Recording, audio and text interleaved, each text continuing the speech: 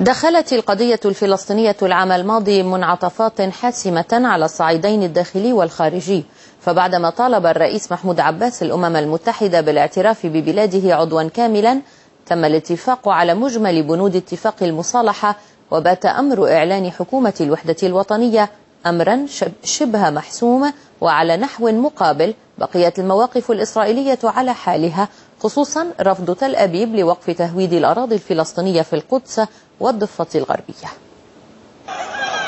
إن شئت أن تقول أنه ربيع فلسطيني فلك ذلك. في يوم الأرض عاد أحفادها ليروا كيف أصبحت بعد تهجير أجدادهم. هي المرة الأولى منذ 6 عقود ونيف يثبت اللاجئون أنهم ملوا أن يكونوا كذلك. تصد إسرائيل من عبر وتهدد بويل ثبور، وترفض إلا أن تكون كما كانت عند قيامها، كل شيء مقابل لا شيء.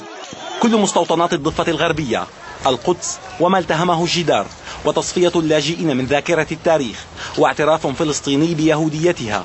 عندها سيروق لإسرائيل أن تقول للفلسطينيين سلاما. لا يبدو غريبا الخطاب الإسرائيلي، فحكومة تل أبيب شكلت من شيع يمين يتقد تشددا. كيف لا، والبطل الأسطوري الإسرائيلي حادي التطرف أفيغدور ليبرمان بات وجها دبلوماسيا على الفلسطينيين أن يقبلوه بعصابه العنصري. بعد ذلك كان لابد للمفاوضات بشقيها المباشرة والمستترة أن تشل، وأن تراها السلطة الفلسطينية عبثية حتى عند أشد المؤمنين بتدجين المقاومة. بعد 63 عاما من عذابات النكبة المستمرة، كفى كفى كفى. لقد سئم الرئيس الفلسطيني الإصغاء للنصائح الأمريكية عن مناقب التفاوض التي انقلبت لاحقا عصا غليظة تنبئ بعظائم الأمور. تمرد عباس على الإعاز الأمريكي، وذهب بمظالم الفلسطينيين إلى العالم بمزج فريد استعاره من رفيقه الراحل ياسر عرفات. لا تسقط الغصن الأخضر من يدي.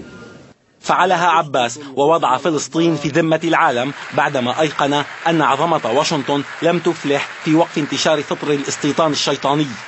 حاولت اللجنة الرباعية عبر مبادراتها الترويج بأن جلوس الفلسطينيين والإسرائيليين لا يزال ممكنا، فعاجلتها تل أبيب بجرعة استيطانية في القدس فصمتت.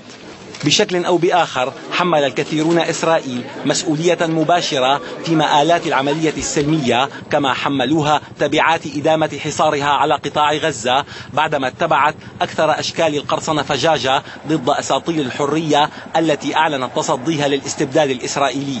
رغم صرامة طرائق إسرائيل، لكن الفلسطينيون تمكنوا من تسجيل نقاط تحتسب على سياسة الاستيطان وكسر الإرادة. يا أحلى كرمك يا رب، الحمد لله. من كانوا فتية عادوا كهلة إلى حيث ولدوا أو كبروا.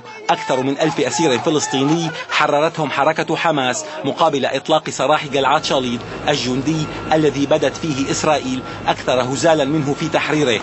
وما أعلن رذيلة بالعرف الأمريكي غدا فضيلة بالمعتقد الفلسطيني. فالمشاهد الغارقة بالابتسامات والأناقة بين الفلسطينيين والإسرائيليين أزيحت بفضل حرارة التواصل بين فتح وحماس. في القريب هناك حكومة وحدة وطنية تعيد حماس في وزارة شرعية غير مقالة. وفي القريب أيضا ولادة ثالثة لمنظمة التحرير الفلسطينية تدخل فيها حركتا حماس والجهاد الإسلامي. يحدث ذلك وإسرائيل لم تعد تمتلك إلا التهديد بمقاطعة السلطة الفلسطينية المقاطعة أصلا. أما عباس فلم يغلق باب التفاوض أبدا ولم يفتحه تماما. كل ما في الأمر أنه اتجه إلى شيء احتسب عليه، فإن لم تستطع فعل شيء فدعه وجاوزه إلى ما تستطيع. طارق قنديل، روسيا اليوم.